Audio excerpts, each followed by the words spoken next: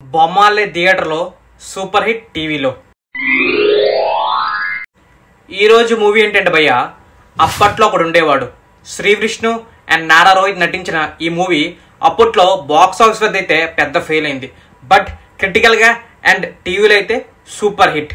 ఎందుకంటే ఆ స్టోరీ భయ్య, స్టోరీ రైటింగ్ చాలా బాగుంటుంది.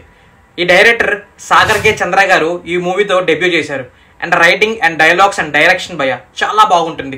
అండ్ స్క్రీన్ ప్లే అయితే సూపర్ అంటే సూపర్. అండ్ సాయి కార్తిక్ గారి మ్యూజిక్ కూడా బాగుంటుంది. ఈ సినిమాకి మెయిన్ ప్లస్ ఏంటంటే నారా రోహిత్ అండ్ శ్రీ విష్ణు అండ్ వాళ్ళిద్దరి మధ్యన సీన్స్ అయితే సూపర్గా ఉంటుంది భయ్య. ఆ క్యాట్ అండ్ మౌస్ గేమ్ అయితే సూపర్ అంటే సూపర్. సత్యదేవ్ గారు చాలా చిన్న క్యారెక్టర్ ఉంటుంది, బట్ చిన్న క్యారెక్టర్ అయినా మంచి గుర్తింపు పర్ఫార్మెన్స్ అయితే చేశారు.